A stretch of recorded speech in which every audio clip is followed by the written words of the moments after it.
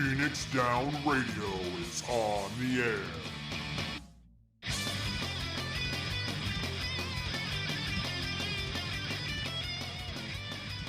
Welcome, everybody, to Phoenix Down Radio, episode number 187. I'm your host, Klaus Nightbringer, and joining me, as always, is my buddy, Seyrr Timono. Seyrr, how are you doing today? It got really warm, like, in the last hour. It's kind of annoying. I might step away from a moment just to turn on the air conditioning. Otherwise, not bad.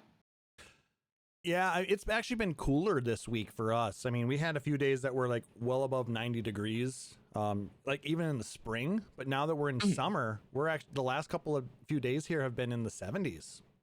It's been pretty nice.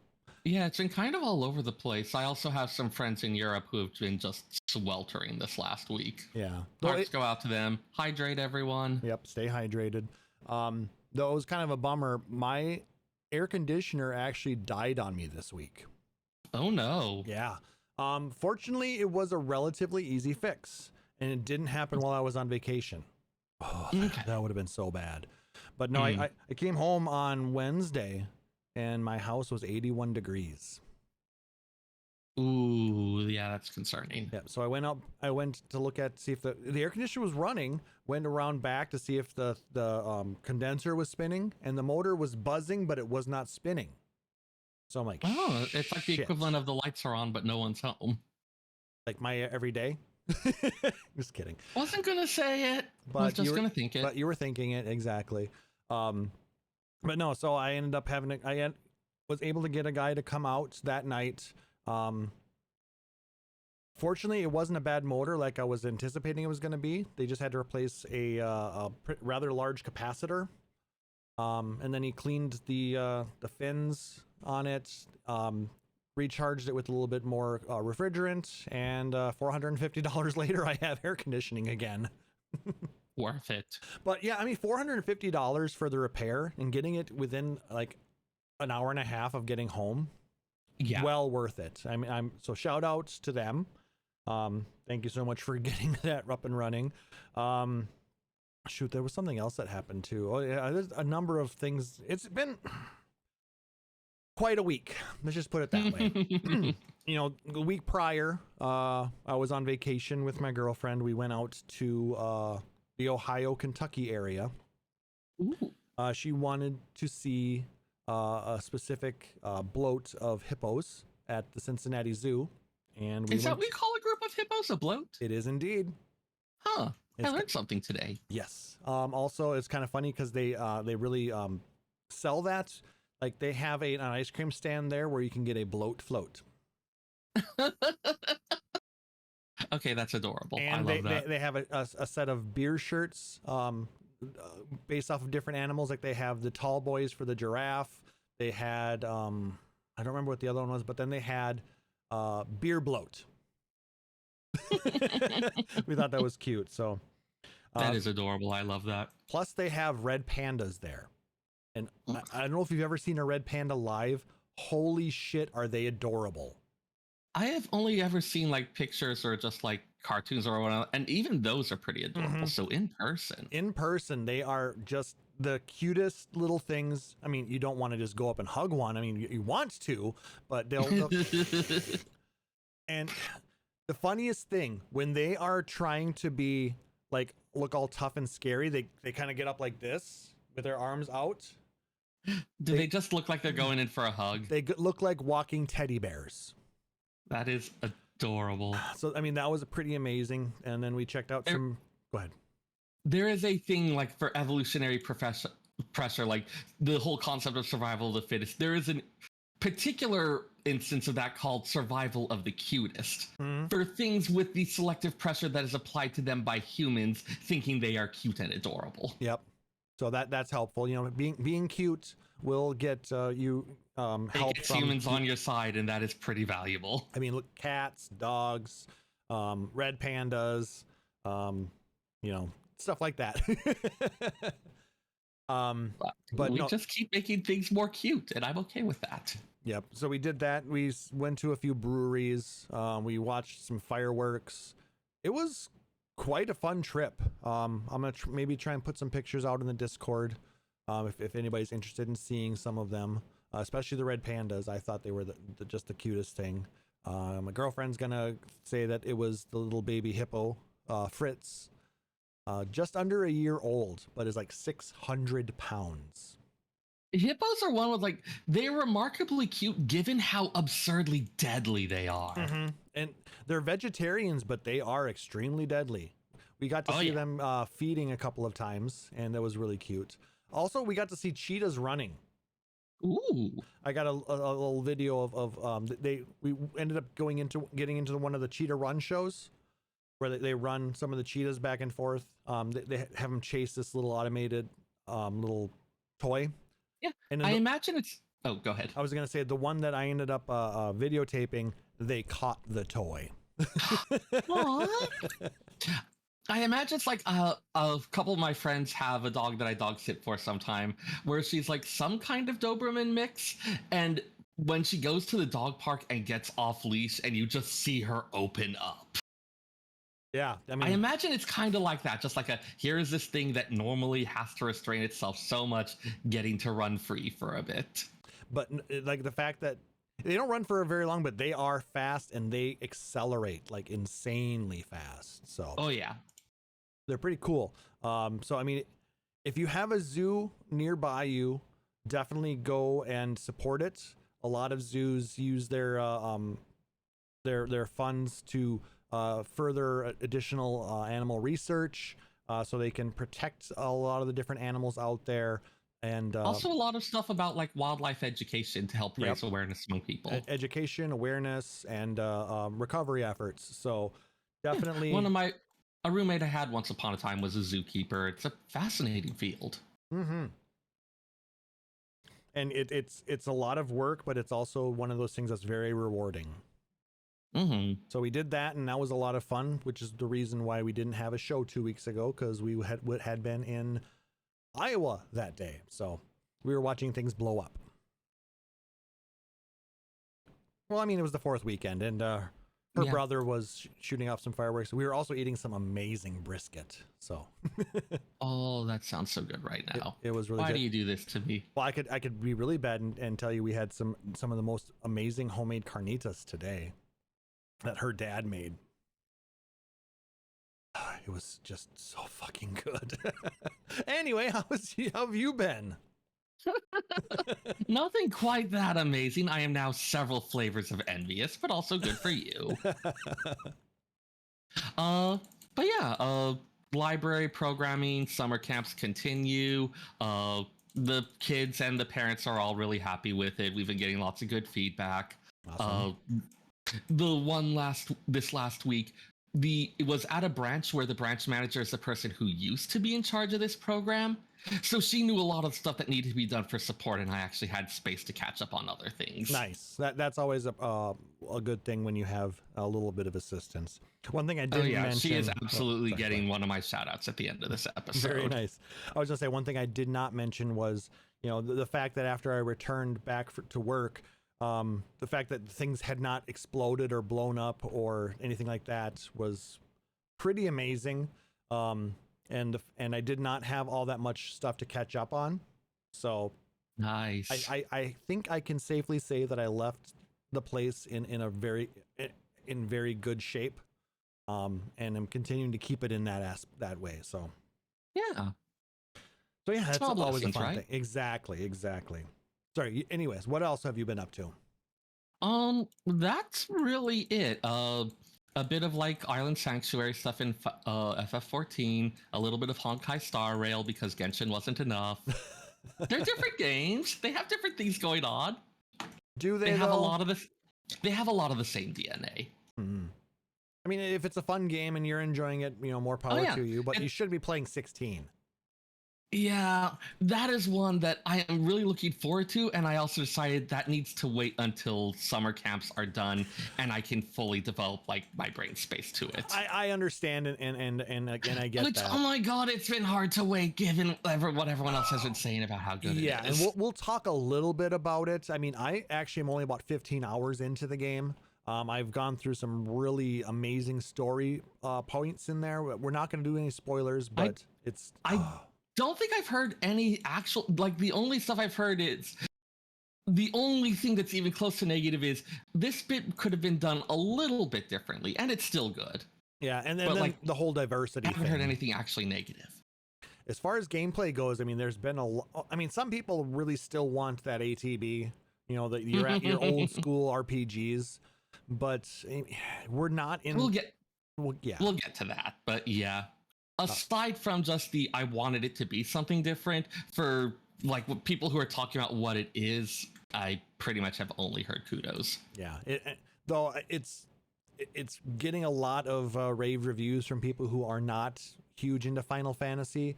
I mean, they are now. Yeah, well, at least into this one. I have seen a few articles. As I was looking through some of the news articles, I saw one that had specified that right now 16 is according to a poll run by, I think it was Push Square, Final Fantasy 16 is the 7th favorite game amongst Final Fantasy fans. Interesting. But I mean, like I said, everybody has their classic favorite. Like mine is 9 because it's, you know, it was my reintroduction back to the series on console. It was the first one I actually was able to play on the PlayStation. I will be interested to see how that rating changes over time. Yeah, because, you know, it's still a very brand new game, and there's a lot, you know, that has to be come out of it. And we're going to discuss some of these things coming up later on in the news. But anything else you wanted to talk about before we jump into that? Nothing else off the top of my head. I've been kind of boring lately. Well, it's been very crazy for me, but a lot of it, unfortunately, I can't talk about. I mean, if you want to find out more about it, you can always reach out to me on Discord, but go ahead. Also, our Eureka Orthos group, I've been, I think at least some of our viewers know that I have been running Eureka Orthos with Anonymous, a few other folks from some of the Loremonger servers, and we, after a couple deaths and a lot of really amazing staying calm and resilient in the face of it, we are now down to floor 51 on Eureka Orthos. Oh, is that the new deep dungeon? Yes. Okay, I have not touched that yet, so. Nor have I touched anything else regarding patch 6.4, except for Make It Rain.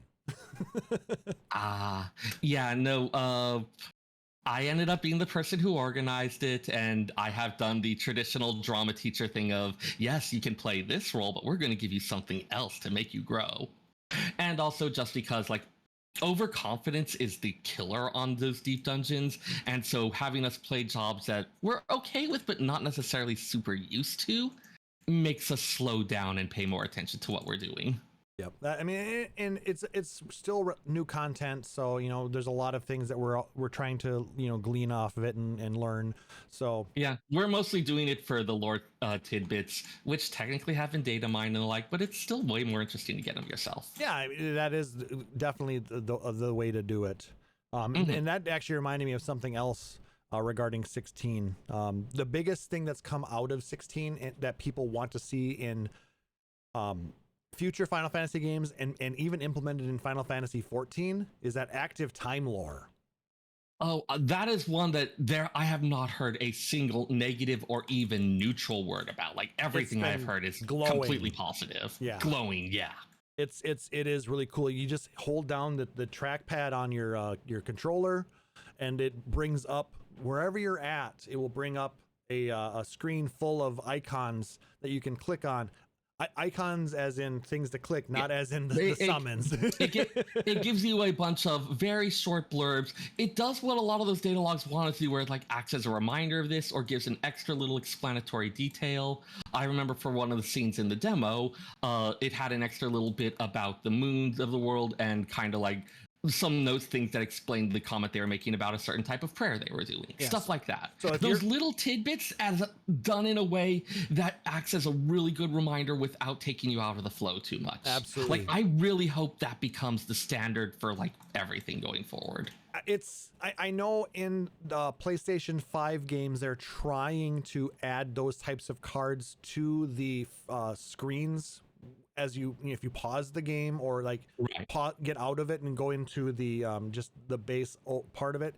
When you are going through information about that game, it's they want to be able to show you, you know, a reminder of where you're at in the game, kind of an explanation of what's going on, what the quest is about, to kind of bring you back into it. Do you remember playing Final Fantasy XIII Lightning Returns?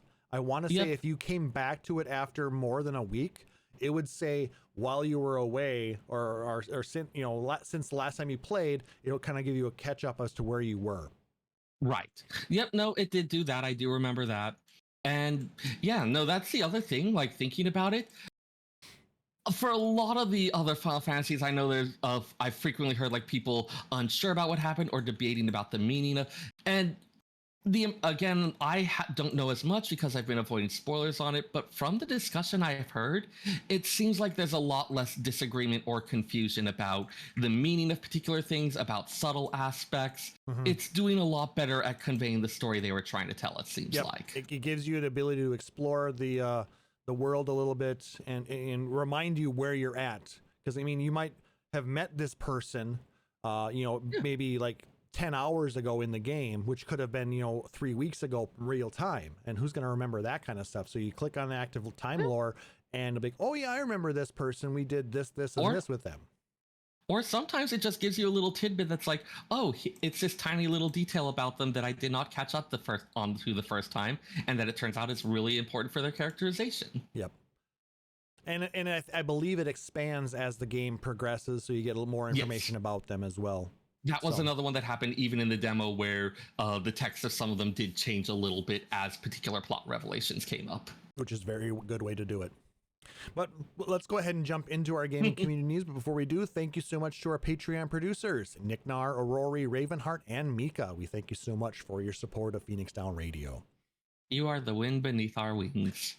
All right. First story we're going to talk about today comes from Push Square. Thank you to Liam Croft. Let me copy this link.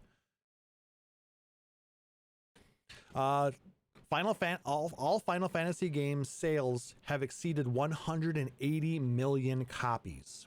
Like I said, this comes from Push Square. Square Enix has revealed, by way of a musical theater show announcement, that the what a place to have that, right? That the Final Fantasy series has now sold over 180 million copies worldwide. The confirmation page reads via Google Translate: since its first release in 1987, the legendary role-playing game Final Fantasy series boasts over 180 million shipments and downloads worldwide. And now this is an updated stat because last March it was at 173 million. But since that point, we have had games like Crisis Core. We've had the Switch versions of the Pixel remasters. We've had Final Fantasy XVI. So, I mean, there have been quite a few big games that have been released since then to jump that total up an additional 7 million copies. So, and I want to say after its first weekend of sales, 16 was at over 3 million copies. So, yeah, this is one of those, I always struggle to put them into perspective, because it's the type of thing where like a book can be a New York Times bestseller with something like a few thousand copies sold. So it's like, there's probably, it's like, oh, it's like a couple million. It's like, okay, wait, maybe that actually is a lot. It is. If you're not part of the industry, it can often be kind of hard to grasp just how big these numbers are. But what really kind of seem like it's significant, though, so good for them. What really puts things in perspective, though, that 180 million copies is about equal to the number of copies worldwide sold for Grand Theft Auto 5. Just that game. Now, granted, that game has been out for 10 years. And it's been on PlayStation 3, PlayStation 4, PlayStation 5, Xbox, PC, refrigerator, toaster. I was gonna say you have to be joking, but you might not be. It is easy to lose track of the fact that like RPG gaming, although it is becoming more and more mainstream and games do integrate more of those elements, a lot of the traditional RPGs, it's still like a relatively smaller group among the various genres of games. It is indeed. I mean, this is not Call of Duty. This is not Battlefield. You know, those games every year are selling, 30, 40, 50 million copies.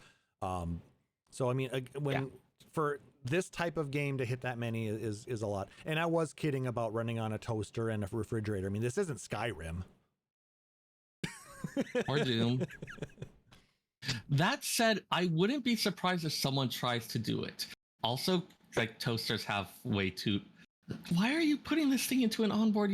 This is a separate rant. I'll save that for me. That'll be for the post show. Like says more about toasters than about the game. Damn it. Well, I mean, they do have smart toasters now. I am aware. All right, the world of Mega Man Battle Network, instead of becoming a kooky what if, is now a terrifying cautionary tale. This next little bit of information is I'm linking the page for Final Fantasy VII Ever Crisis. As of yesterday, their closed beta on Android just ended, and I was able to play a little bit of it. So I just figured I would give some of my thoughts on that.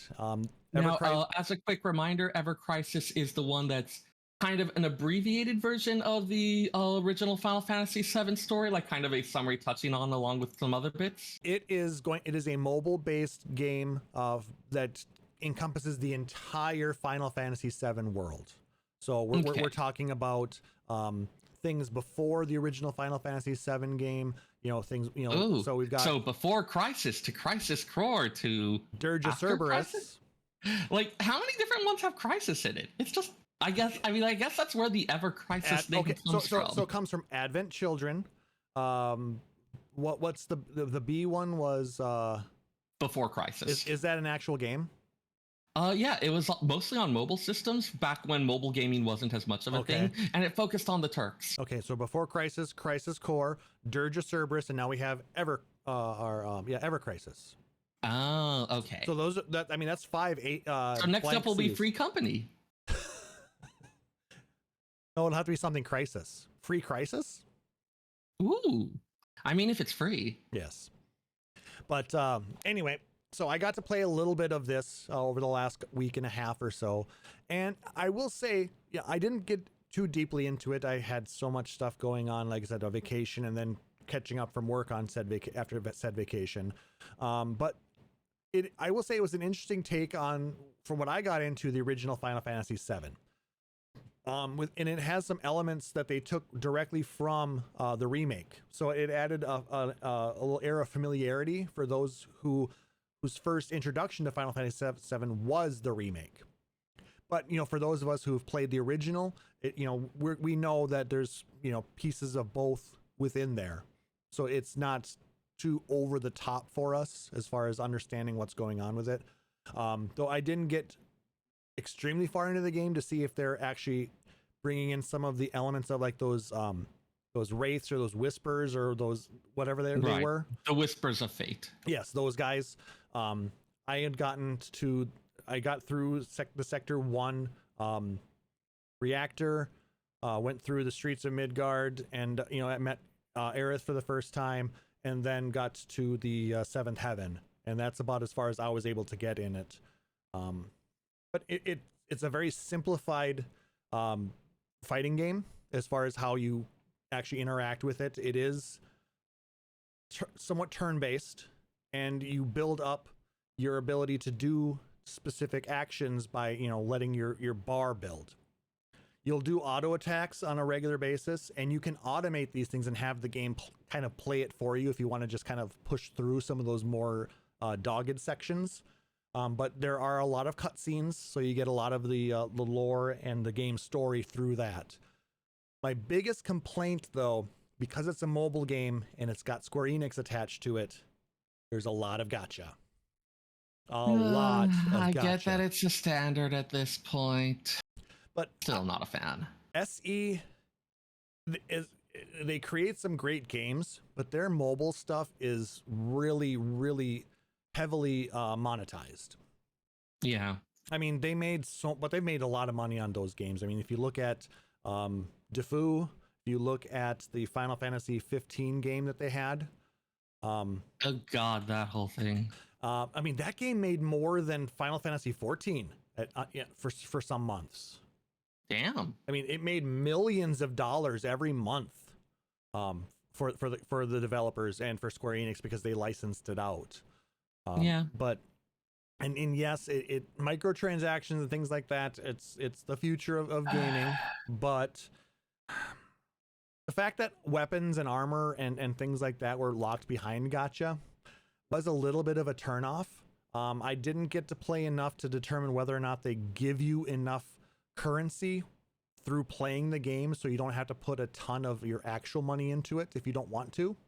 Yeah. And for games like this, there's always a question of like, there's some where they have equipment behind it, others will put characters behind it, which if it's something that's like focusing on the strength of the characters, like the whole, hey, I really love this person, if getting them in your party requires engaging with the gacha, that sometimes can feel a little more predatory. Yeah.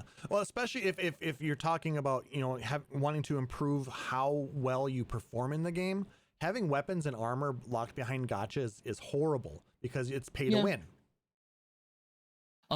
With Defu, they do that in there as well. But I mean, you can still do a lot of the game without being on the highest tier of stuff, fortunately. Yeah. And they give you so much currency to be able to get a lot of the weapons. The design has changed for a lot of them. I was talking about Genshin Impact and Honkai Star Rail, where there's a similar type of thing of, if you're mostly interested in story and exploration type stuff, you don't need as much, but there is higher end content, which makes that a lot more tempting. So different levels that players are at.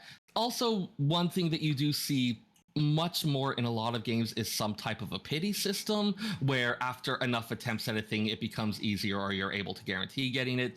And there's a lot of ways to implement that, some of which are much kinder than others. Yep. So like I said, wasn't able to play, you know, for more than about 30 minutes to an hour to really develop a super strong opinion for or against this game. It is something that I'm going to definitely look at, you know, once it's released in its full edition. And maybe have a little more information to talk about at that point. I just had so many things going on the last few weeks that just didn't get a chance to dig into it as deeply as I would have liked to. I planned on doing it more this weekend, but then I saw that it ended on the 13th. So, and it's listed for a 2023 release. So, and I believe it's going to be like October, I think, is what I had heard.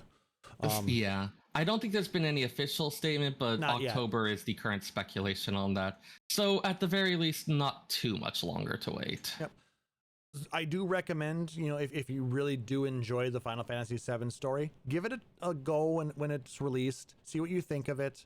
And if gacha games are not for you, then, you know, by all means, you can get rid of it. But if you just want to play through it slowly and enjoy it again, and be able to something you can take with you, and absorb it, you know, a few minutes at a time, give it a try. It is interesting, the mix of stuff between, hey, this is a little something for people who were the old fans who want the nostalgic remembrance, and hey, here's something geared a little more towards people who are like newer entries to the Final Fantasy universe and who have different expectations for modern games. Yep. It's been interesting to see how they thread that needle. Yep. Gaming has changed so much in the past 5 years.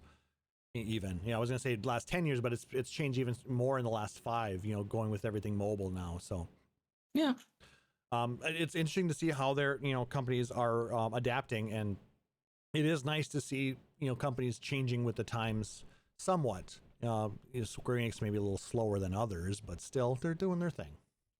I mean, I haven't heard as much about the NFT bullshit lately, so yeah, well, I'm hoping that we don't hear too much about it at all. Yeah, exactly. Continuing on with our next story, this one is more speculative, and it does ride very far into rumor category, but I thought this was interesting because it involves my favorite Final Fantasy game, Final Fantasy IX. Many of you will probably remember back when the NVIDIA leak happened and they had this huge list of games that were on it that were going to be released in the next, you know, 4 to 6 years type of thing. You recall seeing Final Fantasy IX Remake on that list. Well, according to industry insider Jeff Grubb, that game is actually in development with Square Enix. And this comes from My Nintendo News, written by staff writer Seyrr. That's the name that they put on the byline. So thank you, Seyrr, for this.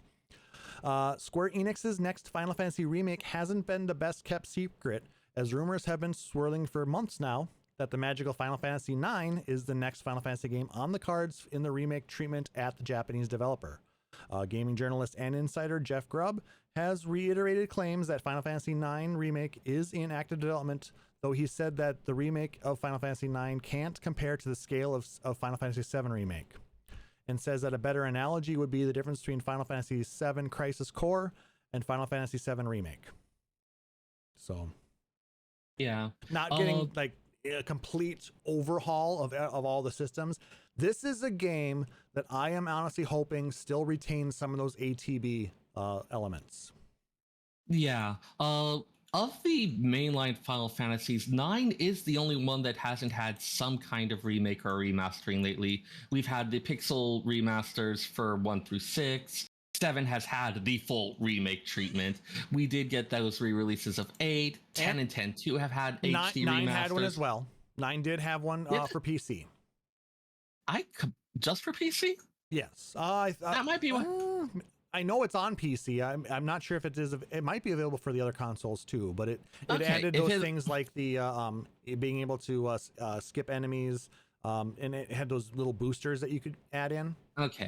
Okay, so just a standard. For some reason, I thought that 9 hadn't even gotten that treatment yet. No, it did, but this, there have been this one's been talked about for many years as one that fans want to see done. So I'm glad to hear that, and I hope this rumor is true, that Square Enix is actually giving it that treatment that we want.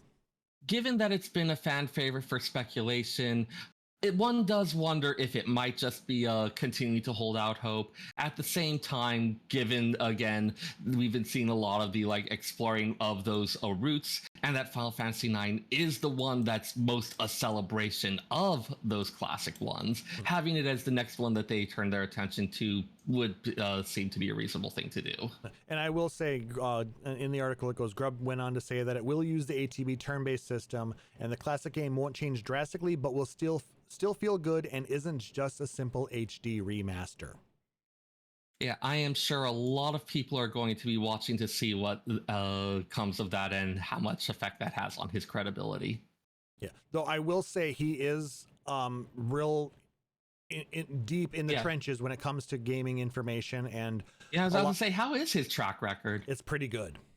Okay, it's pretty damn some good. Credence then. I know he gets mentioned a lot on a lot of other gaming shows. He has his own gaming podcast, but I listen to kind of funny games daily on a regular basis, and he is referenced a lot with them. So if an organization like Kind of Funny is using his information, there's got to be some pretty good credence behind it. Yeah, they're willing to. They have reason to put some amount of trust behind it. Yep, they have trust and faith in him. It was for a completely different thing. It was actually political news, but a site I read that was looking at various pundit claims and used a rating system based on both kind of the audacity or unexpectedness of it and the eventual accuracy to rate pundits. The idea be if someone predicts something that was effectively the equivalent of, oh yeah, they're going to release this on Switch, when it's that's not really that big a claim. But if they're talking about a game getting remastered, I mean, like I said, I've heard people talking that The Last of Us Part 2, which was just released not that long ago on PS4, is going to get a remaster for PS5. So, or if you had but an rumor or a claim of, they're redoing the Front Mission games in full VR and you'll be able to pilot the mecha from within your VR thing. That would be a fairly audacious claim. Mm-hmm. That would be one that, if that does end up being true, would really reinforce, just because of no one would make that up and get out as a lucky guess kind of thing. The thing of that type of claim though is those are becoming more and more realistic with the advent of all these different VR systems. So but that would still be a relatively audacious claim. I get it but I wouldn't be surprised if somebody was going to do that. My old Front Mission games. I think it would be cool to see somebody, maybe either Front Mission or Titanfall or something like those games where you're piloting a giant mech, where you actually do get the VR treatments. I mean, they add that into other games. I mean, I want to say Horizon got its own PS2 VR game called Call of the Mountain, and you're basically first person of you traversing that world. So yeah, and we all know how pretty the world of Horizon is. So just don't think too hard about it. Don't let the existential terror set in. Let the existential terror set in. All right, last news story we're going to talk about for right now: Final Fantasy XVI, huge thing that came out not that long ago. Apparently that the DLC for that is not out of the question. And again, this comes from Liam Croft at pushsquare.com.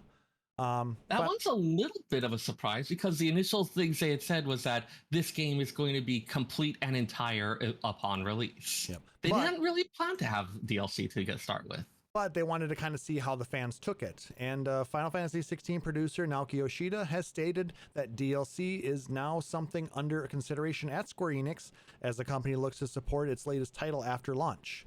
Prior to last month's release, Yoshida described the experience as a one-off game that would be built upon if the players around the world want to see more of Clive and the world of Valisthea. The change in tune suggests that Yoshida has heard fans' cries for more. And in a recent interview with Gamer Braves, Yoshida explained, quote, "As you know, going into Final Fantasy XVI, the one thing we wanted to create was a full, complete story. Something that you can enjoy from beginning to end 100% without any DLC." Kind of what you were getting at there, Seyrr. Right. And I think we were able to do that. But now we understand getting feedback from players that have played the game, and lots of players want to see more. We know that and understand that.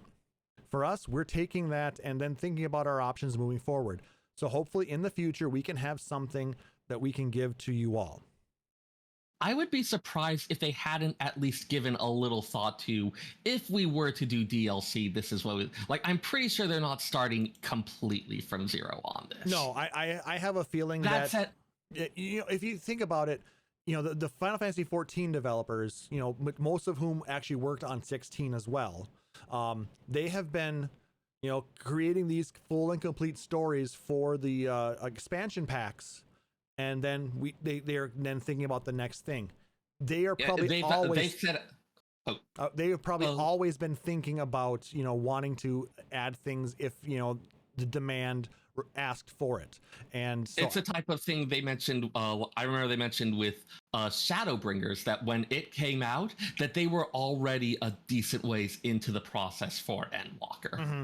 Though just on the back end, but the behind the scenes things, something like this, if you don't want it to be delayed for years and years, you have that process going early and you're already a ways into it. Yep. Though with an MMO, those are things that they know they want to continue on as much as they can until they get to a point where either the demand has gone down so low that it doesn't pay to put that type of money into development of a new thing, or B, they get to the point where the storyline has really completed itself and maybe they're ready to go, or C, the technology has gotten to a point where continuing to run on older hardware and in these older systems, it makes more sense to restart completely than build on this older technology. MMOs are a bit of a different beast, but in general, the production cycle of these things, much longer. I would be deeply surprised if they hadn't at least been thinking about it a little bit. But at the same time, saying, hey, we don't want to actually start committing resources unless we think you'll want it. Yep. So I think that they've been storyboarding ideas and thoughts. Like I said, I have not gotten far enough into the game yet to determine, if they left a potential open ending to this to be able to bring in more storyline, which I'm assuming they did because most things do. And you can always fill in backstory or details on particular elements. Yep. And while they may have created a full and complete story with this right now, it's probably really easy to add on additional things, like maybe flesh out more detail regarding certain pieces of the story. Because there's a lot of things happening, and there's still a lot of looming questions out there, whether or not they're going to address this, that, or the other thing. But no, like I said, so I'm going to take this opportunity right here to kind of give my thoughts on Final Fantasy XVI, since I've been playing it for the last 3 weeks. So like I said earlier, I am about 15 hours into the game at this point, I think, give or take a couple of hours. And one of the great things about this game, and we talked a little bit about this when we discussed the demo, is the different game modes that you have. You've got a kind of like a game mode where you are really focusing on mechanics and gameplay and things like that. So there's more combos and hitting specific buttons at certain times to really maximize your impact and damage. And then there's also for those of us who kind of want to enjoy the story and not have to worry about such combos and like that and continue on progressing through the storyline, there is a story focus mode that simplifies that combat to what some people have joked about is smash square to win. And I mean, the thing, like, it's described as a mode, but really it ends up being the same thing. It's a matter of like equipping special accessories, which for some reason having it as like, it feels a little more palatable to be like, okay, I'm just putting this thing on. It's not a full-on change of the nature of the game. It is. It actually is. I mean, it kind of is. Because if you switch from the story mode to the game mode, you will not be able to just smash square and have it automatically do combos for you. You will then have to hit square to do your normal attacks. You'll have to hit triangle to do magic attacks, and you'll need to hit like the circle to do your dashes and things, and then make sure you're doing all of your own dodging and things like that. But the way the enemies behave is still the same. The way the world acts is the same. All that stuff. Like, it's just this difference in you, and it's like a thing that's done. As I said, my understanding is that it's more through just having the accessories that you can equip to set the specific game conditions, which somehow feels different from picking it out of a menu. Yeah, it's both pieces, because you can actually make it as you can super simplify it to where all you have to do is basically hit square when you're in battle and do everything. But you can choose to hit some of the other combos or the other actions to manually do things. Like there's an accessory that you can use. If you can only wear 3 accessories total, and there's like 5 or 6 different accessories that can change the function of the game. So that is actually an interesting aspect, that there's several different simplifying things, but you're not going to be able to use all of them. Correct. And you get a lot of different accessories that are possible to use.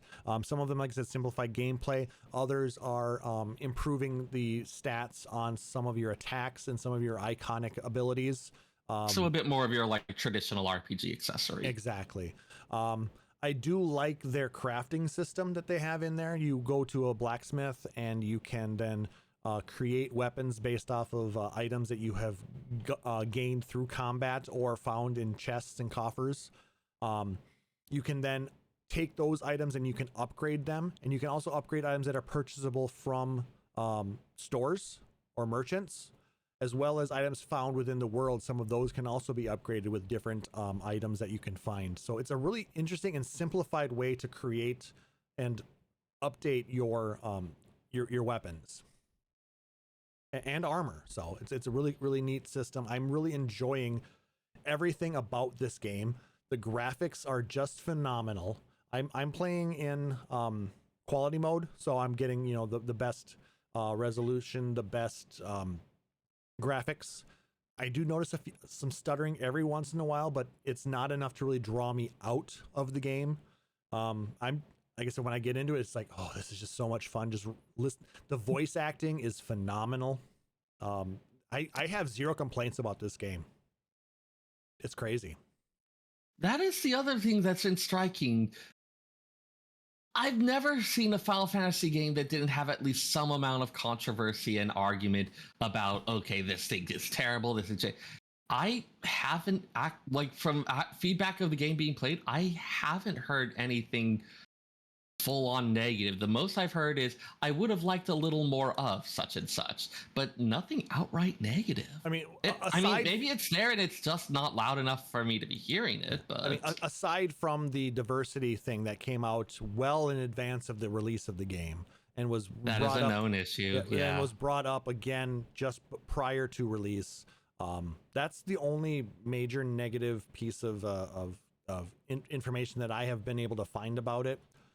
Other than that, I mean, people who don't normally play RPGs are really, really getting into this, especially the fact they brought in the the battle system developer from Devil May Cry 5. That has been touted as one of the best games as far as how it feels and plays by a lot of gamers. So bringing that expertise and that level of sophistication on the battle system into a Final Fantasy game like this, especially when you look at 15, which was probably the first game that went full-on action RPG, and then the minor changes that they brought about to that system when they implemented it for Final Fantasy VII Remake. They have done so good with 16. I am excited to see what Final Fantasy VII Rebirth battle system improvements are gonna have.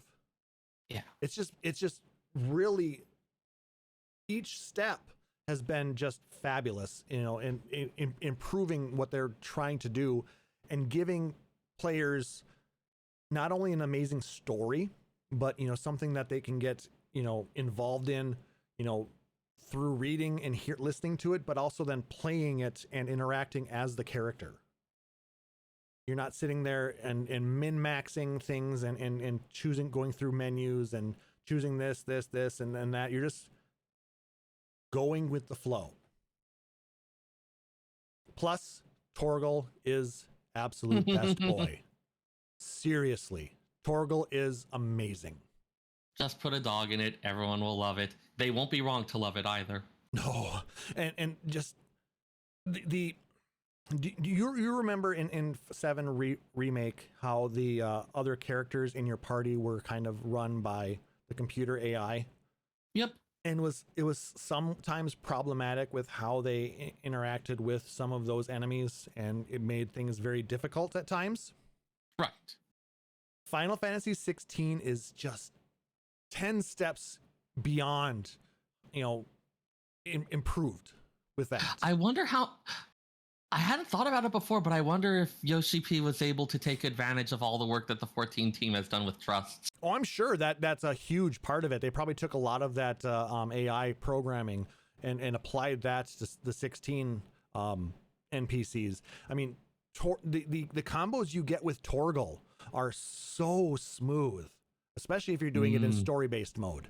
Because when you're smashing your button, there is a one of the accessories that you can put on will allow all of these combos to work with Torgal as well. So the things that you're doing, it's automatically adding all these puppy combos, you know, for additional damage with Torgal, and it's just very, very seamless, and it just rides so smoothly. It's amazing. You don't even notice it. That's how good it is. Yeah, when it's seamless like that, that's the real. And the fact that the hardware for the PS5, it makes the game just, there's no loading at all. It's there's very small pieces where you have to wait for something to happen, and that's usually, you know, after you accept a quest or after you complete a quest. There's a little bit of lag time between when you hit accept and when you when it's finished. So it's not really jarring though. I mean, if you look at some of these other games, like in 15, when you had to zone into another area, or even 7 Remake, the limitations of the console required them to add in these invisible loading screens. Remember those? Like you would go through those little skinny areas, so you would kind of crawl sideways through. Those were hidden loading screens that they implemented. When there was something similar in Final Fantasy XIV 1.0 once upon a time. Yeah, like you would run, and like the background or what you would see in front of you would kind of repeat, and then it would eventually change, wouldn't it? It wasn't quite that. It was still like a full-on map and all that, but there would be sections where it's like often like little narrow canyons or other things between zones where people would kind of like fade in or out of existence as you were going through it. Okay. And it's like, okay, loading is happening here. Okay. I didn't jump into it a ton, and this was 13 years ago when that came out, almost. Oh God, that's so weird. Yeah, 2010. I want to say it was October of 2010. So August, October, somewhere in there. One of those vol starting months. It feels weird that I still remember all that. Well, I mean, you played it up until 2012, though, didn't you? It's true. I did. You played it a lot more than I did. I think I put 3 months into it and threw it away. Not unreasonable. It had problems. But I mean, it's just nice to see that, you know, how far we have come since then. Yeah. And we don't have the now loading screen, now loading. It's just done. And I love it. I'm here for it. Even, where else are they going to put the snarky little tips? That's why they have the active lore system. Oh my God. If there was an active snark system, oh my God, that would be beautiful. Someone call the patent office. I have an idea. We have one of those. It's called Seyrr. I admit nothing. You also deny nothing. But I mean, if you have not yet picked up Final Fantasy XVI and if you have a PS5, go get that game, please. You know, we should maybe do a giveaway of it. Ooh, that would actually be fun. If you're listening to this podcast and you're interested in a copy of Final Fantasy XVI for the PS5, let us know. You can jump into our Discord. You can email us podcast@phoenixstarradio.com. If you think that's a great idea and you want a contest for that, let us know. We'll organize something, and maybe by September we'll do a giveaway for it. I mean, I'm just throwing that as a time frame to give people enough time to enter the contest as well. So yeah, if you have a PS5 and you have not yet had a chance to play Final Fantasy 16, but you want to, let us know. We'll maybe organize a giveaway and figure something out, because I think that'd be a great way to give back to you guys and really let you know or see how good this game really is. But yeah, that is my thoughts on the game so far. Seyrr, does it make you want to play it even more? Yes.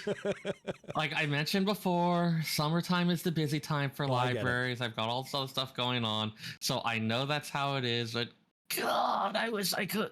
I mean, I want to play it more. I have only been able to sit down like maybe 4 times and play the game for like 2-3 hours at a time, because, you know, my life is just that busy right now. I want more time to play that game. I mean, and as I was struggling to get everything ready for the podcast today, I mean, I spent 2 hours trying to get my camera to work again after our hiatus. And I was like, you know what? I'm done with this. I was thinking that maybe if I can't get this done at X time, we're gonna have to cancel again. But, you know, part of me was thinking, maybe I get to play Final Fantasy 16 instead. But I got it working. So Seyrr and I worked our ass off to get ready to do the show today. And here we are. So I'm hoping you guys are enjoying what we're putting out so far. And speaking of Seyrr working very hard to get stuff going, I asked him, since I have not had time to play any major amount of Final Fantasy XIV, with the exception of the Make It Rain campaign, which ends on Tuesday, I believe is Monday night, Tuesday morning, something like that. Yeah, get your sweet MGP while you can. Just before the release of patch 6.45, I believe. Yep. It drops on Tuesday. That is correct. We have not yet, as a podcast, discussed Final Fantasy XIV patch 6.4 because I haven't played it. And I still haven't played it. That does tend to be a little bit of a crimp on things, and that's very different for me. Well, I mean, I kind of have a huge excuse as to why I have not had the time to play that game, and I am not complaining one bit. I'll get to it, but we've waited long enough. I asked Seyrr to put something together and give you guys a rundown of what came about with patch 6.4. So Seyrr, if you would please take it away. Sure. So in terms of our major story beats, which is the big thing I want to focus on for this, we had 2 really big things going on, both hotly anticipated. We had, of course, the MSQ, where we have been hinting at for a long time at the returning to the void, at the encounter with Golbez. They've been setting up all the stuff for that. And so for the MSQ, they actually again started off a little bit gently, eased us into things with a little bit more of like the equivalent of a human interest story, where we're getting to see some more scenes of Zero adjusting to life in the source. We had a really fun little sequence where we're dabbling a bit in that Hannish culture by helping Zero select spices for what is apparently their famous curry. Famous in that they famous for taking it very hot. They do not prepare curry. She does not prepare curry herself, though. I would love to see her don a culinarian outfit. That would be great.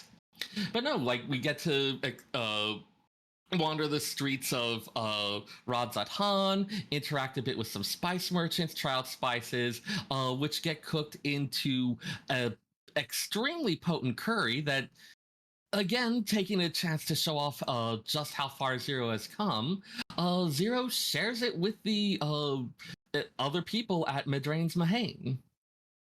This person who before had been about this exchange of ether always has to be done in this like really contractual ritualized way, that there always needs to be this equivalence and sharing, willingly sharing her food with others.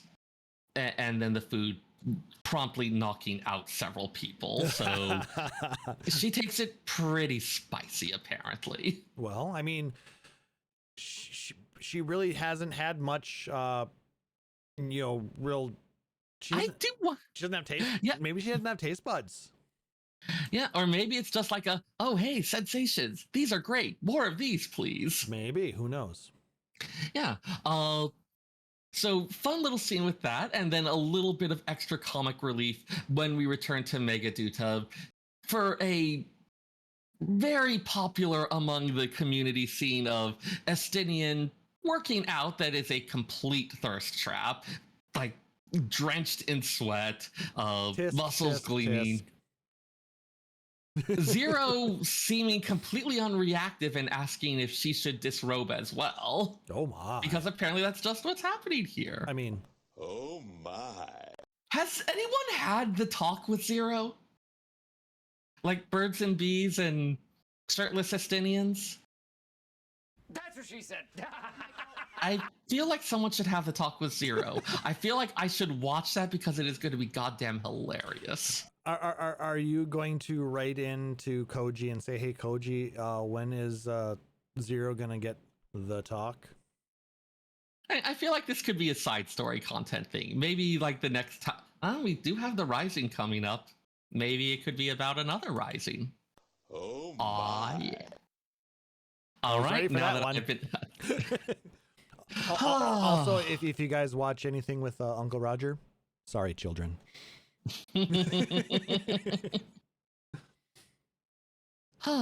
Anyway, sorry. Yeah, no, it's fine. It's fine. Let's see. Lost my... All right, so we got to the Estinian thirst trapping. Right. So then we do get on to the like actual serious part of it, as Ishtola and Urianger join us and tell us about their plan to open a void gate on the moon.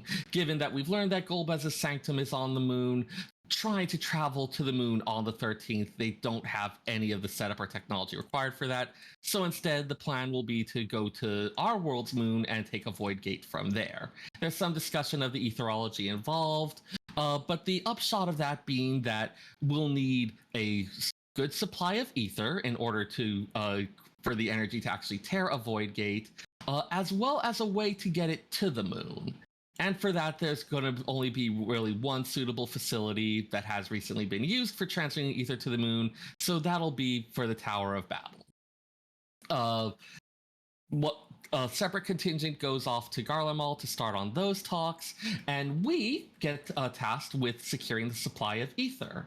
For that, we take a trip to Charlayan's Isle of Ham, wellspring of ether that they have kept safe for all sorts of research purposes, and we get our dungeon of the patch, that is the Ether Font. Fun little dungeon. It's somewhat in the vein of Hullbreaker Isle, where you have an outdoor environment that we're navigating through a small portion of, but it does have that nice open feel. You have segments on the shoreline, scaling up the heights effectively mountain, as well as some stuff deep inside. And yeah, it's nothing super crazy standing out as far as it goes, but it's a good solid dungeon. The final boss being another Final Fantasy callback is the Octomammoth. I think actually was like the first boss battle of 4, wasn't it? Wait, no, the first one was the bomb. The Mist Dragon was the first one. Okay. But then when yeah, that's the one with Tella and Rydia are in the party and they're trying to make their way to Dam Science. Anyways, yes, they have a octopus boss that is a callback to Final Fantasy IV. Again, given how much we've had this Final Fantasy IV centric thing, having that little extra element there was a fun addition to that.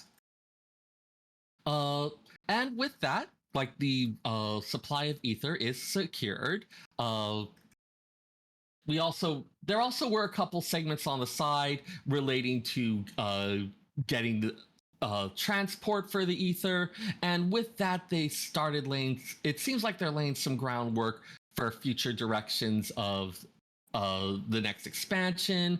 We saw, among other things, there's a scene with Aaronville mentioning that he is going to be out of the area on some personal business for a while. Something that was alluded to in last year's Tales of, like the short stories in the Rising, and again, they are seeming to lean on this one.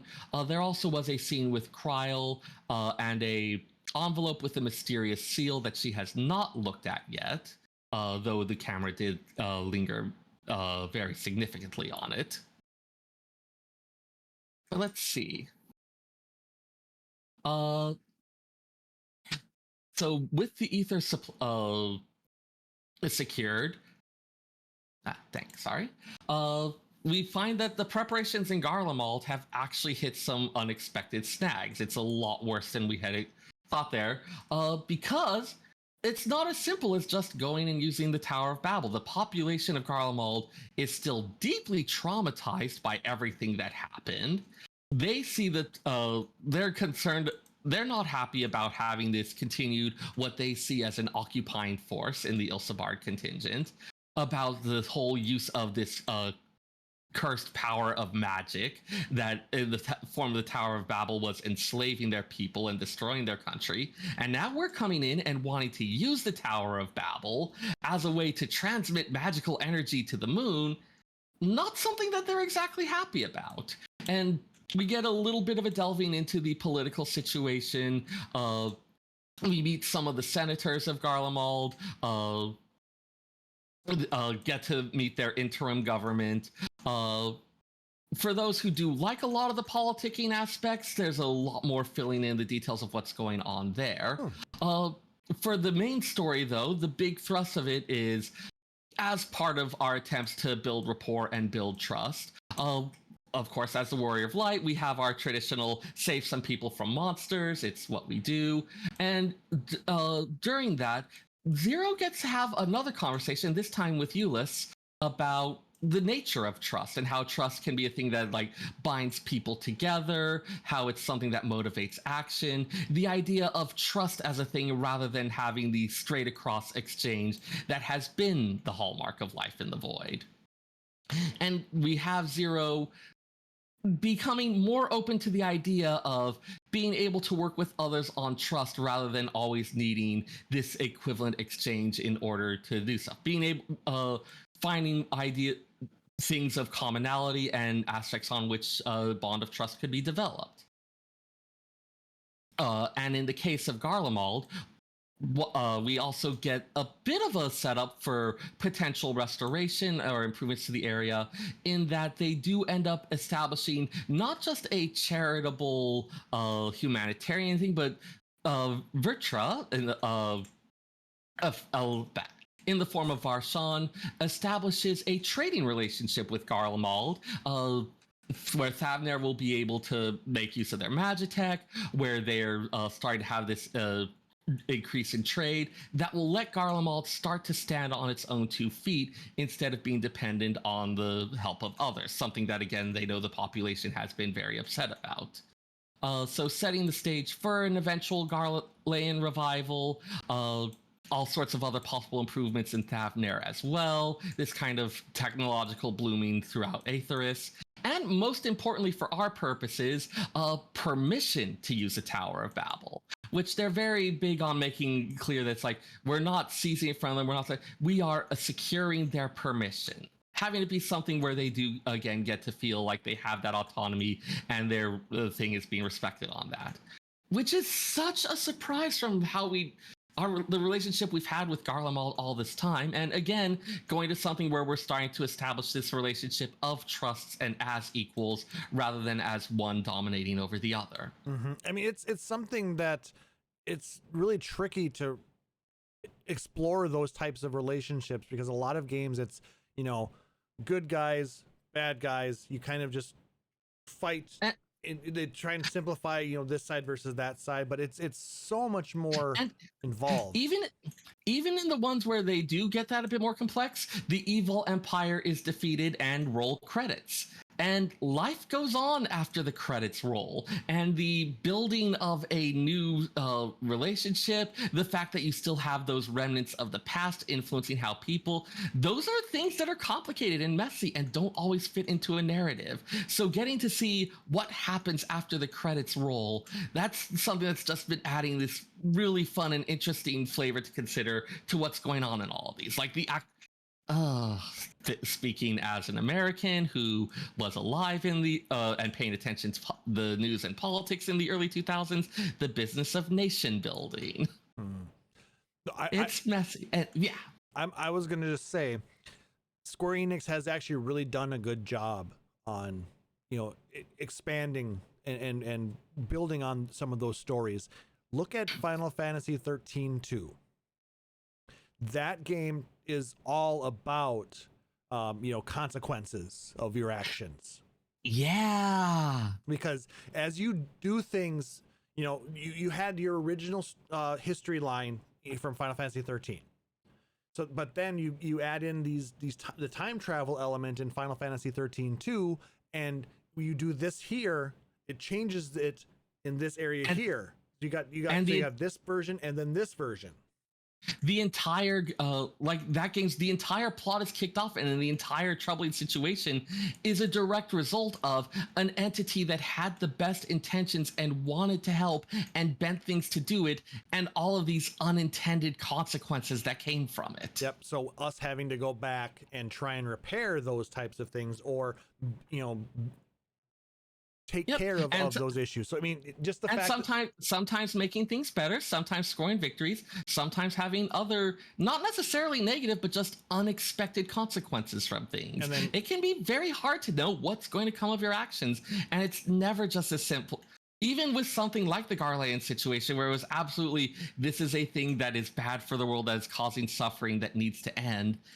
That doesn't mean that getting rid of it makes things okay. No, exactly. But I mean, it's nice to see that they're still, you know, going through the world building, the story building, and getting into some of the minutia like this. It is a more mature type of storytelling, not mature in the, okay, there's going to be some frontal nudity, but mature in the sense of not adult mature and thoughtful. in the 16 way, but mature in in the like. Acknowledging the complexity of the world and that things aren't always so again, this is a thing that we've loved seeing it in throughout the series develop, and having again this aspect of, no, like, you can't just run roughshod and people aren't going to necessarily be like, oh yes, your way of life is so much better. It's harder than that.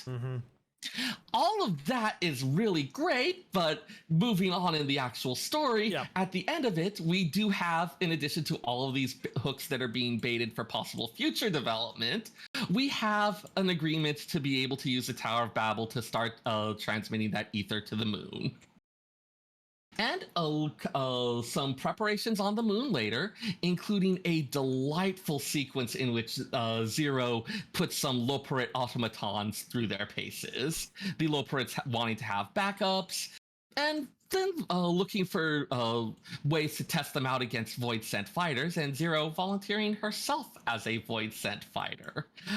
The camera work and facial expressions in this entire sequence are a sheer delight, and Klaus, I am looking forward to your reaction when you get to it. Oh, I'm sure it's absolutely hilarious. it's played up for comedy in a really, really great way. No, I'm looking forward to from your explanations of the storyline, I'm looking forward to playing through it. Zero's deadpan humor has really been a crowning jewel in this entire thing. Given the amount of situations that we end up in that we can snark at, her willingness to do so.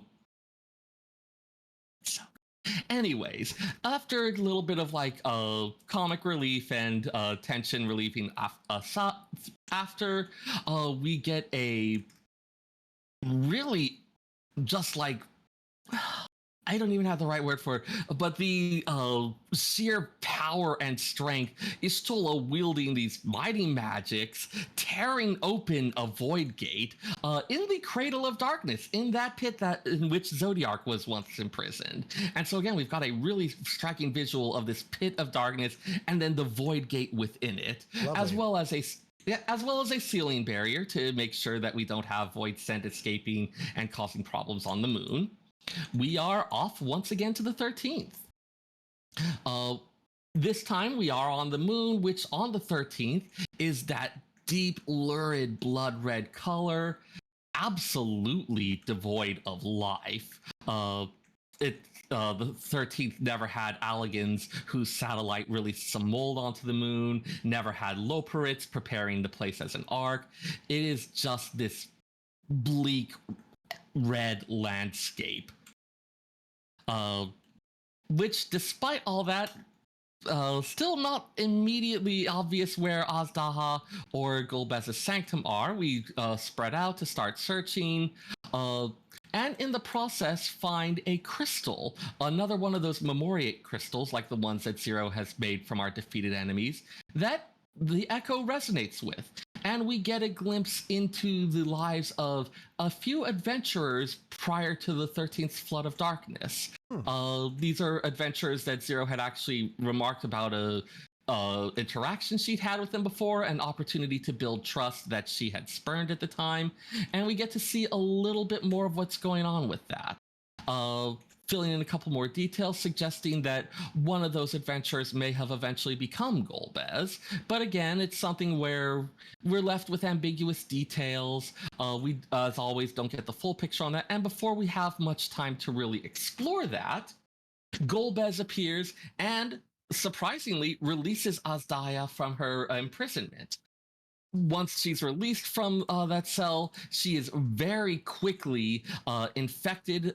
Infected's not quite the word, but like corrupted. Corrupted. Corrupted by the ambient darkness. The 13th moon, of course, also being where their Zodiark piece had been, and thus replete with all this darkness, which proceeds to invade Azdaha and turn her into the Shadow Dragon. For those, again, looking for those Final Fantasy IV callbacks, the Shadow Dragon that accompanied Golbez in some of his fights, now being replicated by Azdaha. And we have our long-awaited fight against Golbez at the Voidcast Dais. Really fun fight there. The Extreme has so many Final Fantasy IV callbacks that really love a lot of. You've got your twin meteor, you've got stuff where they're referring to like moon stuff with phases of the blade as a shifting sword attack that creates all sorts of different half moon things going on with it. Lots of some references to Golbez's appearance in Dissidia and some of the moves that he used from there. So yeah, lots of good, fun references to that. Again, doing our little bit of a theme park, pulling in all those references, but in this way that does feel really gripping and scary. You have Golbez shouting lines throughout where he clearly views himself as a hero who is going to be freeing the 13th from all this terrible stuff. And at the end of it, although we do defeat Golbez in battle, we find that his plan has come to fruition.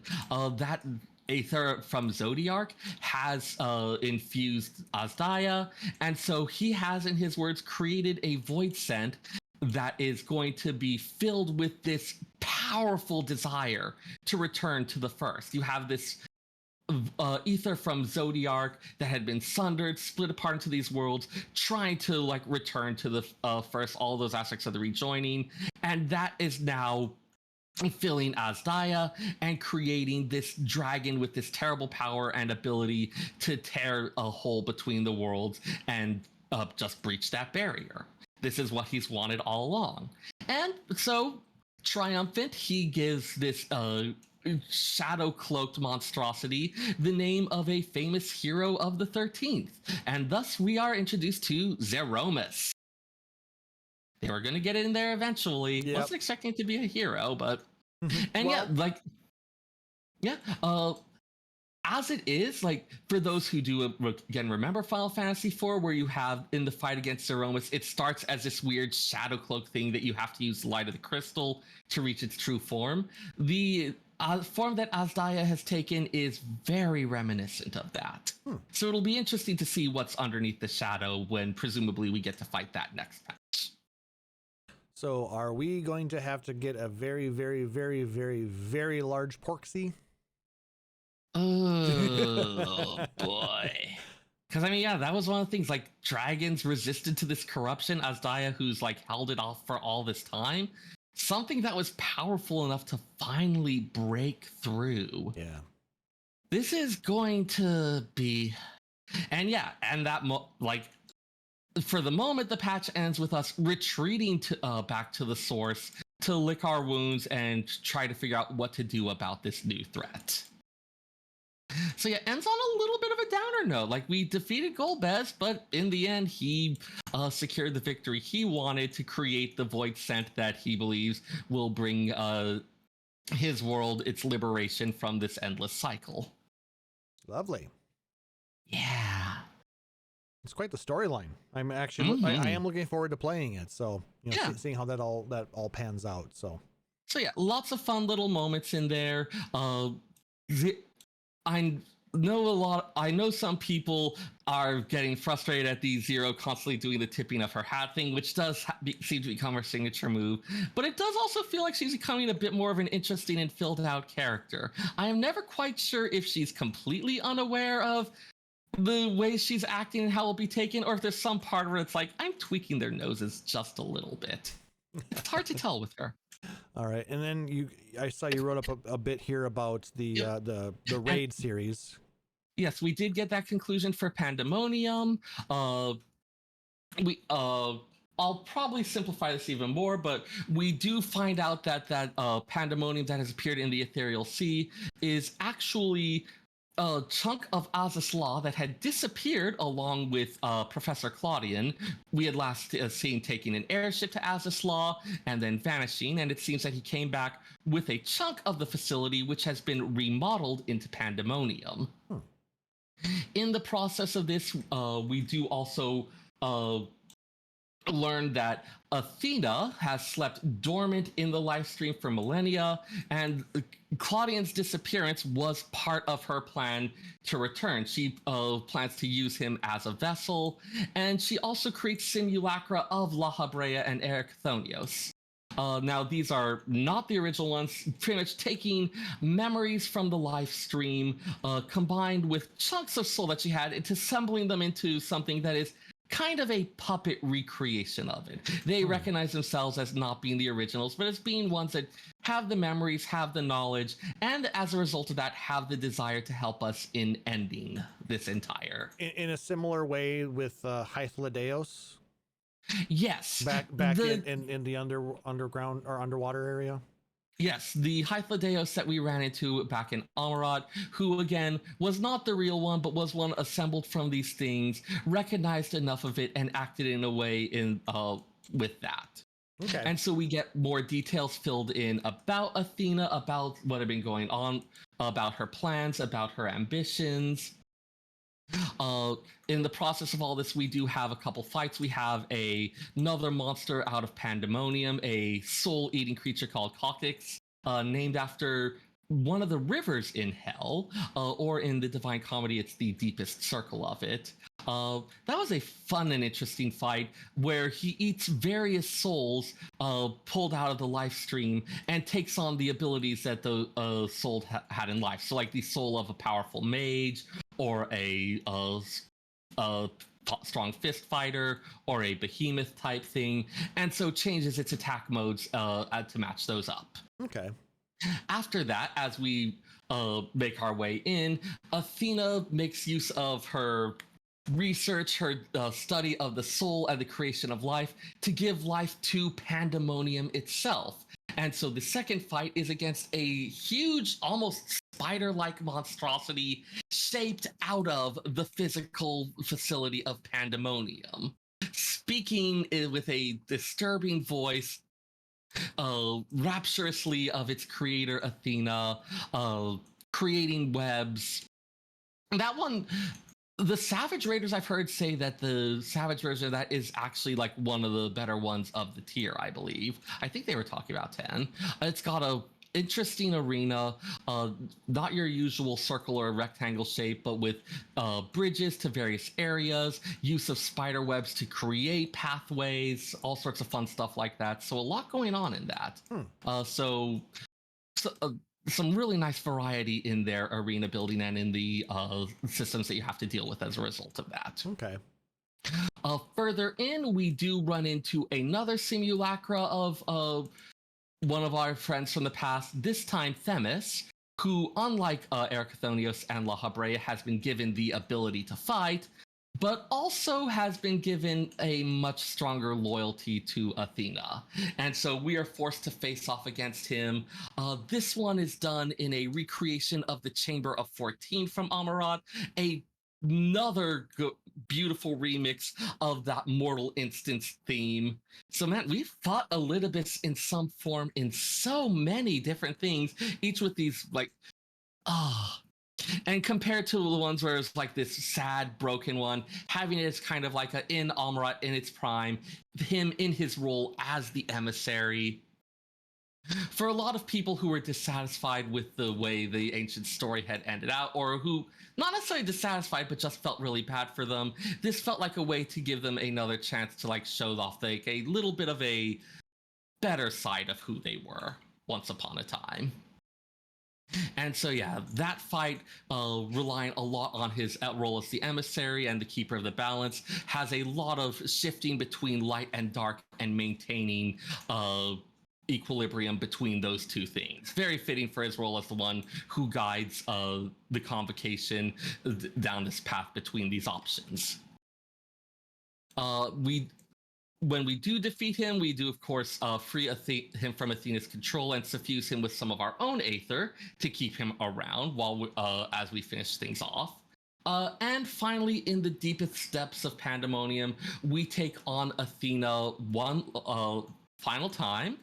She, at this point, has begun her full-on ascension to godhood. But I mean, like, this is nowhere near the first time we've taken on a god. No.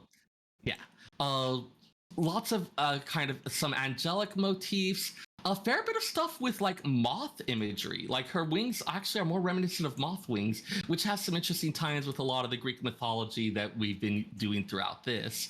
And I did not know this one until earlier today, actually, but going back and looking through, a lot of the attack names she uses are based on notable but now discredited theories. In keeping with her persistence, this obsessed scientist who had this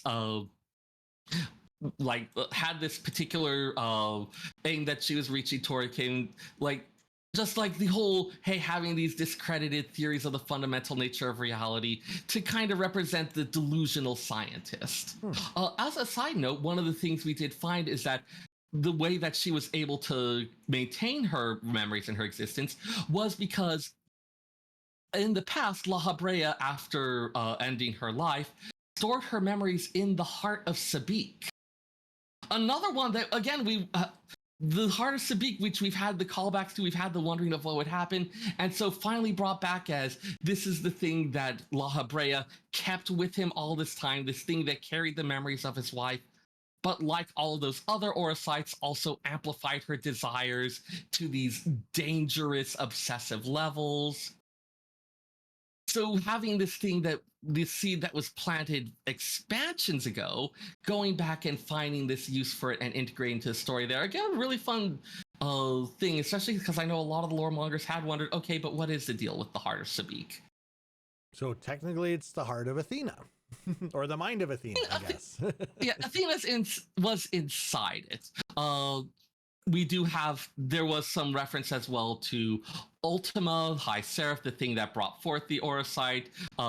And in fact, in the Savage version of the Athena fight, her form transform ends up going back to a lot of the elements from the Return to Ivalice raid and the Ultima High Seraph from there. Especially the sequence where like you've got the dome that the people are that the three heroes are shielding you in.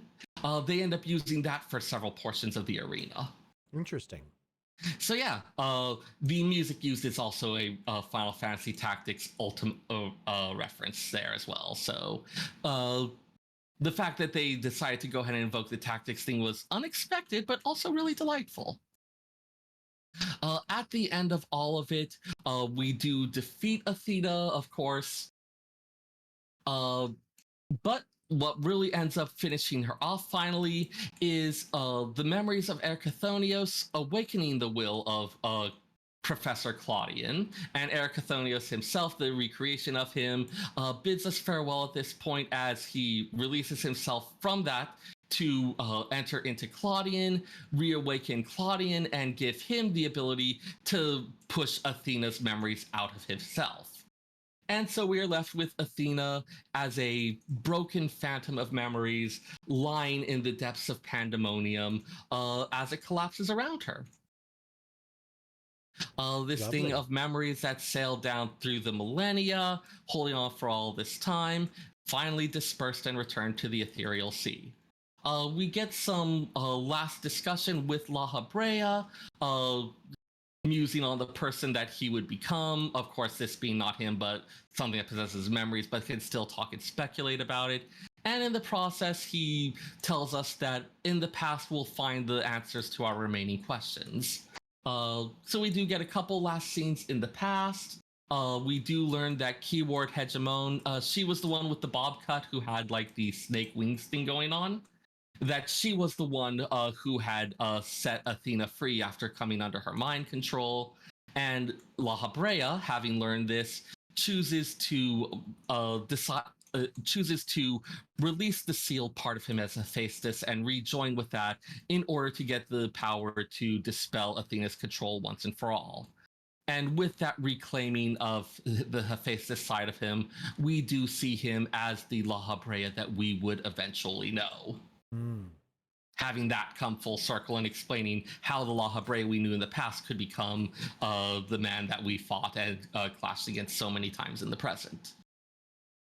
We do get one final encounter with Themis, the recreated Themis in the ethereal sea, where he speculates a little bit on the version of him who sent us back to Elpis might have been influenced in part by the memories of our encounter way back when, or perhaps not. It had been thousands of years. He had been a separate person at a time. And so he acknowledges it's something that we'll never be able to truly be certain of, but it's an interesting possibility to think about. And with that, he fades away into the ethereal sea, the last remnants of those ancients, vanishing from our time and giving us something to look forward to with the future. Professor Claudian, having recovered these having encountered these memories of Erkathonios, this person that his soul once was a part of, but reasserting himself as his own person, and one with a newly empty heart of Sabik that he is looking forward to studying. Yeah, because nothing bad can happen there, right? Yeah, possible ground for some future developments, but that is for later. 7.0. Yeah. For now, we have finally victorious with this last thread of the ancients, dispersed and returned to the ethereal sea, and we get to enjoy ourselves a moment of victory and a moment of reflection for those last remnants of the ancient world. For a lot of the people I know, as I said, it was something where we got to give them a little bit of a better send-off, got to kind of remember them in their better moments as the way they were, not as the things they eventually became. Yeah. And answering some of those last questions about the ancients and giving us a nice little way to wrap that up, given that, again, they've talked about the story of Zodiark and Hydaelyn and the ancients, all that being something that this expansion would be concluding. So they put a nice little bow on that as well. Excellent. Thank you so much for putting that down for us and kind of giving everybody the long-awaited story behind 6.4. Since I was so terrible about not doing it. Oh man, Athena's got those crazy eyes. Yeah, I'm looking forward to getting through it eventually. So, like, all of this happened because the ancient world just couldn't get a freaking divorce lawyer. We are very lucky. We are very lucky in that the final days preempted the stuff that Athena was trying to pull. Yeah, but well, I mean, like I said, it was a fun little exploration. Maybe it's better that they're not running things anymore. Yeah. Well, I mean, we definitely wouldn't have the same game if they were, right? No. I'm sure. God, that would be a fascinating side game. Oh, I don't know how a side game to an MMO would work. Yeah. Or just like a changed history that Hydaelyn made after being warned by us or something. Or I guess it would be Venox. She's not Hydaelyn. Oh. All right. Good times. Well, I think that's going to go ahead. And go ahead. Also, there was Island Sanctuary. Emmeline and Sicard show up for a visit. And someone on Twitter really said it best about how it's really great that Tataru gave us an island, and in return, all she asks is that she occasionally gets to use it as an Airbnb for gay couples. Well, I mean, we are building all those buildings on it, so. Yeah, and I mean, like, Evelyn and Sicard, like, they've totally got the smoldering tension. And on that bombshell, that's going to do it for this episode. That's not a bombshell. Everyone can see it. Well, it's not a bombshell if everyone can see it. Okay, on that highly visible bombshell. Okay, fair. If you liked what you heard, please make sure to like, subscribe, or follow us on Apple Podcasts, Google Podcasts, YouTube, Spotify, or whatever your preferred podcatcher is. And if possible, leave us a rating or review. It helps us know how we're doing and lets other people find our show as well. If you really dig the show, you can consider subscribing here at twitch.tv/PhoenixDownRadio, where you get access to a number of subscriber-only emotes or badges. And if you really dig the show, you can go out to patreon.com/PhoenixDownRadio and support us like our benevolent overlord, Aurori Fenrir, our seeker of Nevermore Ravenheart, or our resident slacker, Nick Nar. All proceeds go towards growing the show, cover things like hosting costs, allow us to improve and upgrade equipment, as well as do some fun things like some giveaways of maybe a copy of Final Fantasy XVI. Let us know if you want one. But any kind of support, whether it's emails, likes, tweets, subs, donations, follows, whatever, it's all greatly appreciated because we really do enjoy interacting with you guys and the rest of the community. If you have questions, comments, or just want to say hi, you can send us an email at podcast@PhoenixStarRadio.com. If you'd like to catch up with some of our backlog of podcasts, I mean, we've got 186 others plus even a few more. You can go out to PhoenixStarRadio.com and check those out. And like I said, if you like the whole live aspect of joining us as we do the show, we do it every other Saturday night at twitch.tv/PhoenixDownRadio. And we upload all of the VODs that were when they're done on youtube.com/PhoenixDownRadio, so you can check those out. Shout outs. A shout out to big shout out to Tiffany, branch manager at one of the branches where we were running our camps last week, for again being able to cover all of that stuff so I could actually like get things done. Thank you so much.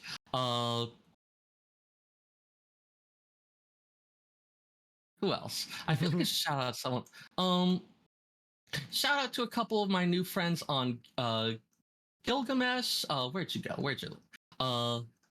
Kelder Akis or Arekis and why does it keep rearranging the list like this? This is not helpful. Kelder, Areki, and Sig Marty. Really fun running roulettes with you. Looking forward to hanging out more in the future. And shout out to all of our wonderful listeners. I like putting sounds in your ear holes. I could have found a worse way to say that, but I don't know how. No, why? Yes, you guys are great. I'm gonna stop now. It's too hot. I'm rambling. All right. I don't even know where that came from. What the hell? Well, I want to throw a huge shout out to the Cincinnati Zoo for just being an amazing place to go. You visit a number of different animals. The amount of care and respect that they have for everybody out there is just phenomenal. If you're ever out in the Ohio, Kentucky area, I mean, go check it out. Ohio. It's wonderful. It's beautiful. It's got botanical gardens built in to the zoo. So it's one of the most beautiful places that I've ever been. I do like botanical gardens in general. And the way they built their pens and things like that, it's hard to explain. Just go. It's so good. Or whatever your local zoo is, and supports, animal conservation, and make sure that we don't ruin this world by getting rid of these beautiful animals. So shout out to that. Shout out to Seyrr for putting in a lot of hard work today. I do really appreciate that. Even as you were working on your library programs earlier today, I hastily pulled you away. And then had you jump in and help out. So thank you so much for that. And shout out to everybody who listens to this podcast. You are the reason we're doing this, and we want to continue to do this. So thank you so much for your support. We literally would not do this without you. And if you have questions or you want to join us out on the Discord, that is the best place to get a hold of us. I'm putting that link in the chat again so you guys can see that. It is available on our website, phoenixdownradio.com. There is a link up in the upper navigation pane that should bring you to our Discord server as well. It's full of some amazing people. You can ask questions about lore. You can try and find people to run roulettes with. You can just hang out and chat, talk about general Final Fantasy things, talk about life in general. It's really a fun community, and we've been building this thing for almost 8 years now. So come join us, hang out. So weird. It's a lot of fun. We're actually working on getting listed in a number of other Final Fantasy XIV related Discord servers. So look forward to that. Maybe we'll have some cross interaction with a number of other servers. So, share your Torgal fan art with us. or just some nice lovely snaps from the game. So yeah. But yeah, so jump into our Discord and continue the interaction with us and the community, and let's build this wonderful community together, and just keep it just lots of fun. So thank you so much for all of your support. For my co-host Seyrr Tomono, I have been Klaus Nightbringer, wishing everybody a wonderful evening. Thanks so much for joining us. Take care. Phoenix Down Radio is a production of PhoenixDownRadio.com and Illusion Productions. Final Fantasy XIV and Eorzea are trademarks of Square Enix. In-game content for Phoenix Down Radio is the copyright of Square Enix. Opening music for Phoenix Down Radio is provided by Guilty Gear Rock You. Check out the Metal Chocobo theme cover and many other music videos at youtube.com/Guilty Gear Rock You. Closing music for this episode is provided by Guitar Wanker 90. Please check out their full version of Matoya's Cave and other rock video game covers at youtube.com/Guitar Wanker 90. The views and opinions expressed in this episode are those of Phoenix Down Radio and its hosts and do not reflect the views of Square Enix.